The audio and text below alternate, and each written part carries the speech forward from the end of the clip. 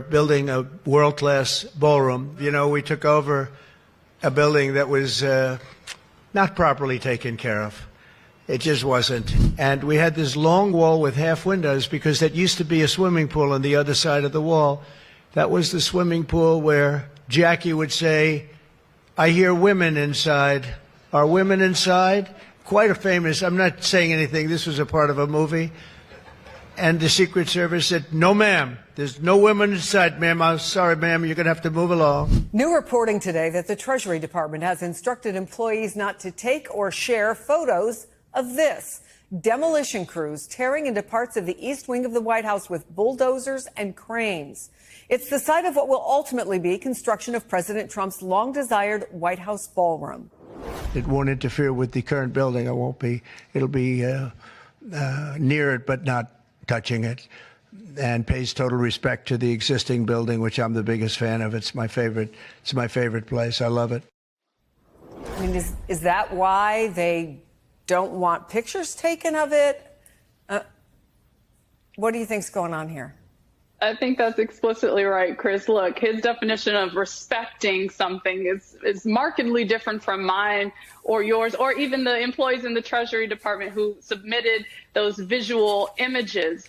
Because what we see is destruction, demolition, and the symbolism is just staggering, Chris, especially knowing how Donald Trump has been committed to gutting the government, gutting the federal workforce since the moment he re-entered the White House this January. And so looking at these images, I'll be honest, I wasn't surprised because, let's be real, I don't take much of what comes out of Donald Trump's mouth as trustworthy or truthful. And it does beg further questions. If he wasn't honest about the proximity to the building, if he wasn't honest about the demolition of the East Wing, what else is he covering up? We know he also was inaccurate in naming the cost associated with this structure.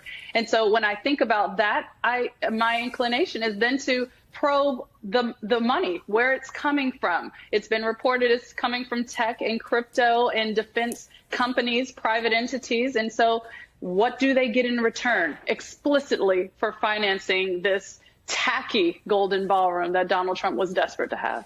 Well, there's been a lot of reporting about what you just said about the folks who have committed to $5 million more.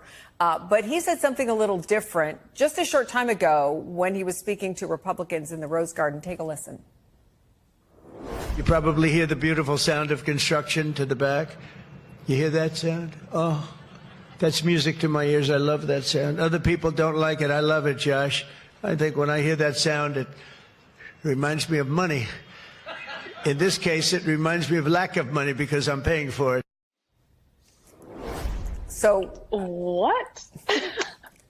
It's not clear exactly how much money he may or may not be putting in, but now he says, I'm the one paying for it.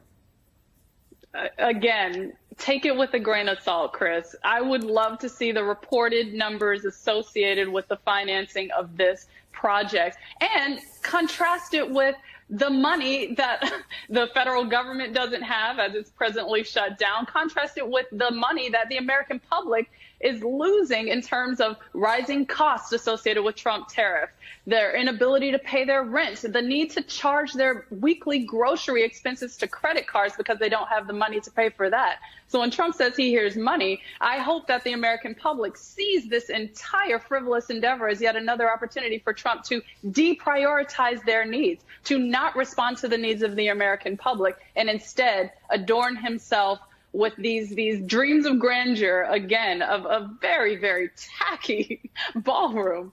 Well, I guess there is a question, though, about if there is the energy even to be upset about it. Newsweek reports the company demolishing parts of the White House is getting flooded with negative reviews. People are outraged. One reads, destroying the people's house with no regard for their permission. But even though, as the New York Times puts it, they're transforming one of the most recognizable buildings in the world, to the average American, do you think it matters? I think that's why it should feel like the disrespect that it is, because this is where he's placing his time, energy, potentially own resources as well, instead of responding to the needs of the American people who are struggling day to day. Chris, I think about the direction of the economy going into what now is the final quarter of the year, knowing the holidays are coming, knowing the challenges that households typically face in this quarter with finances, and how that's going to be exacerbated by the economic conditions that are essentially predicated on the actions of Donald Trump and Republicans at this stage. And so I think they will start paying more attention as they see the impacts at an individual household level, because there's been no question that people are aware that they're paying more for their basic needs. I think when they see it in contrast to what Donald Trump is doing, instead of addressing those challenges. All this is happening with the backdrop of the ongoing government shutdown, where Americans are missing paychecks during this government shutdown. And the man who once promised to drain the swamp is literally bulldozing one of the most historic buildings in the world so that he can throw his millionaire friends bigger parties. The money Trump insists is coming from himself, or maybe it's generous patriots. I don't believe that he's paying a dime. We know that he lies all the time. In reality, it's his wealthy donors or us, the taxpayers, who are footing the bill for this. Trump wanted his face on Mount Rushmore, if you remember, and May said no. So now he's just carving his own ego into the White House itself, a patio where the Rose Garden used to be, the $250 million ballroom for himself, and an arch to Trump coming soon. And meanwhile, during this Trump-engineered government shutdown, real people are suffering. Americans are rationing insulin. People are trying to stretch their dollar at the grocery store. People are filling up their tanks halfway because they can't afford to fill it up all the way. Healthcare premiums are about to double or triple starting next year. And yet, Trump is focused on this absurd gold-plated ballroom. It's tacky and it's pointless, and it's the perfect metaphor for Trumpism itself, a hollow monument to greed. Because if this spectacle proves anything, it's that money still can't buy class.